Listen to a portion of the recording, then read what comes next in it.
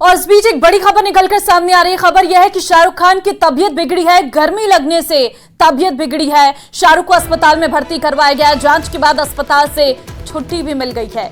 तो फिलहाल ये राहत की बात है, शाहरुख खान की तबीयत बिगड़ी है। दरअसल आपको बता दें, हालांकि अब उनकी तबीयत स्थिर है क्योंकि जांच की गई है। जांच के बाद अस्पताल से उन्हें छुट्टी भी मिल गई है। भीषण गर्मी पड़ रही है और इसी के चलते बताया जा रहा है कि शाहरुख खान की तबीयत बिगड़ी है। गर्मी लगने की वजह सामने आई है तबीयत बिगड़ने के पीछे। फिलहाल अस्पताल में भर्ती कराया गया था और जहां पर से उन्हें फिलहाल छुट्टी मिल गई है। जांच डॉक्टर्स के द्वारा की गई और अस्पताल से छुट्टी मिल गई और वो अपने घर में आराम है।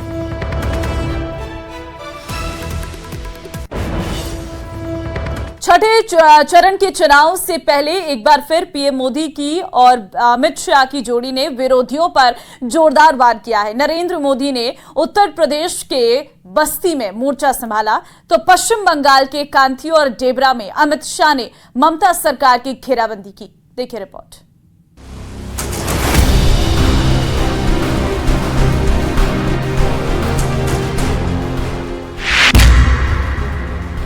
उत्तर प्रदेश से बंगाल तक मोदी शाह का तूफानी अभियान। छठे चरण से पहले विरोधियों को चौतरफा घेरने वाला प्लान।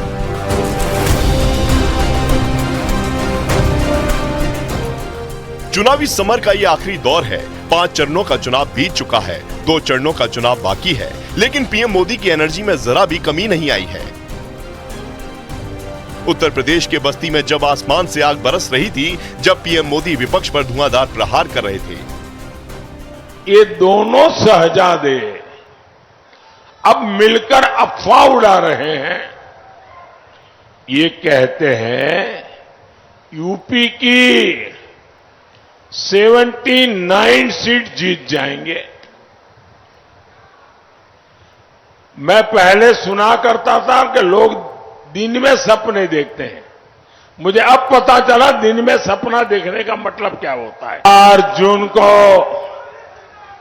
यूपी की जनता इनको नींद से जगाने वाली है और तब ये ठिकरा ईवीएम पर फोड़ेंगे। पाकिस्तान तो पस्त पड़ गया है, लेकिन उसके हमदर्द सपा कांग्रेस वाले अब भारत को डराने में जुटे हैं।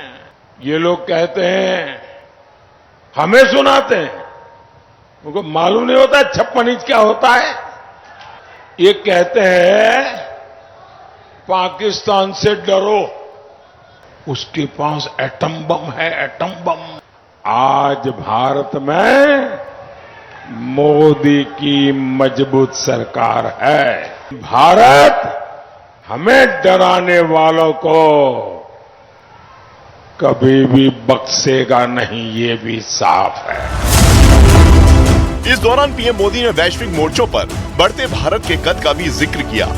हमारा भारत आज दुनिया की 5वीं सबसे बड़ी अर्थव्यवस्था बन चुका है। आज भारत का कद बढ़ा है, आज भारत का सम्मान बढ़ा है। भारत अब वैश्विक मंचों पर बोलता है तो पूरी दुनिया बड़े ध्यान से सुनती है। भारत फैसले लेता है तो दुनिया उसके साथ अपने कदम मिलाने की कोशिश करता है। उधर पश्चिम बंगाल के कांथी में अमित शाह ने ममता सरकार पर एक साथ कई प्रहार किए और ममता बनर्जी पर मुस्लिम तुष्टीकरण की सियासत का आरोप लगाया। हम एक घुसपैठियों से नहीं डरते हैं।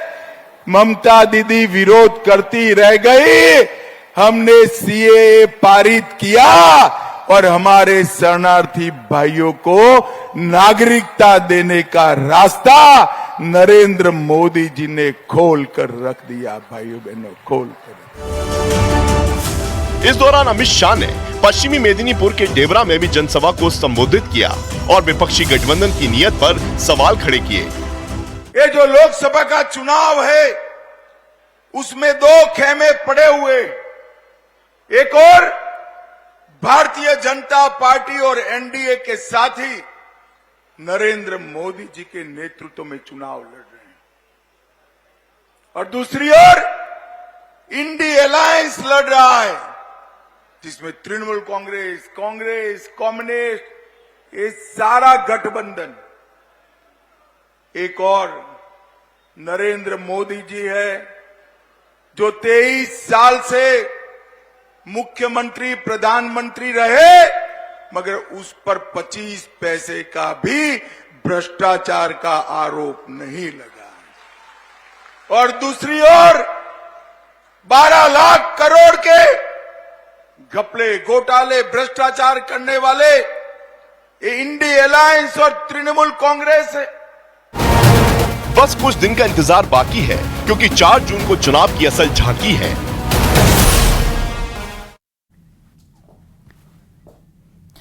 स्वाति मालीवाल मामले में दिल्ली के उपराज्यपाल की एंट्री हो गई है। विनय सक्सेना ने स्वाति मालीवाल से फोन पर बात की और सीएम आवास पर हुई घटना को चिंताजनक बताया है, तो वहीं अरविंद केजरीवाल की चुप्पी पर सवाल भी उठाया है। देखिए ये रिपोर्ट।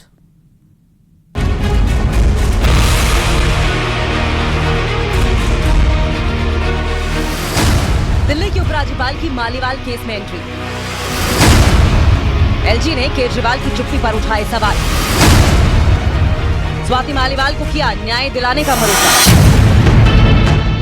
आम आदमी पार्टी सांसद स्वाति मालीवाल केस में आरोपी विभव कुमार पर दिल्ली पुलिस ने एक्शन लिया है और इस मामले की जांच दिल्ली के बाद मुंबई तक पहुंच गई है। लेकिन दूसरी ओर दिल्ली के उपराज्यपाल की इस मामले में एंट्री से सियासी पारा हाई हो गया है। एलजी विनय कुमार सक्सेना ने स्वाति मालीवाल से फोन पर बातचीत करके पूरे मामले की जानकारी ली और कथित हमले पर दुख जताया। फिर स्वाति मालीवाल मामले पर दिल्ली के उपराज्यपाल ने बयान जारी करके कहा कि मुख्यमंत्री के ड्राइंग रूम में ऐसी घटना का होना सबसे ज्यादा चिंताजनक है। स्वाति मालीवाल ने मुझे अपना दर्दनाक अनुभव और उनको मिली धमकियों के बारे में बताया। उन्होंने सबूतों से कथित छेड़छाड़ और धमकियों को लेकर भी चिंता व्यक्त की। एलजी ने कहा कि स्वाति मालीवाल ने कई मुद्दों पर मेरी आलोचना की, लेकिन उन पर की गई कोई भी शारीरिक हिंसा और उत्पीड़न अस्वीकार्य है। इसके साथ ही उपराज्यपाल ने कहा कि पहले तो आम आदमी पार्टी के एक सांसद ने घटना की पुष्टि की, लेकिन बाद में यू टर्न ले लिया। इसके साथ ही विनय सक्सेना ने पूरे मामले पर मुख्यमंत्री केजरीवाल की चुप्पी पर भी सवाल उठाए हैं। वहीं उपराज्यपाल के बयान पर आम आदमी पार्टी ने हमला बोला और स्वाति मालीवाल पर बीजेपी के लिए काम करने का आरोप लगा दिया। इसके साथ ही बीजेपी पर चुनाव में हार की डर से स्वाति मालीवाल का सहारा लेने का आरोप लगाया, जिसके बाद बीजेपी ने आम आदमी पार्टी के आरोप पर पलटवार किया है और आम आदमी पार्टी को कटघरे में खड़ा किया। माननीय मुख्यमंत्री जी के आवास में जो जाता है, चाहे उनका चीफ सेक्रेटरी हो या उनकी राज्यसभा की मेंबर हो, उनकी पिटाई करवा देते हैं। तो कहां से खतरा किससे है? जिन्होंने किसी की पिटवाई करवाई वो करने वाले हैं। मुझे तो इस चीज की समझ नहीं है। मुझे किसी पत्रकार ने आज सुबह बताया कि ऐसा ऐसा संजय सिंह ने बयान दिया। संजय सिंह ने तो ये भी बयान दिया था कि स्वाति मालीवाल जी के साथ मिसबिहेवियर हुआ, पर केजरीवाल जी तो उस पर भी चुप है अभी।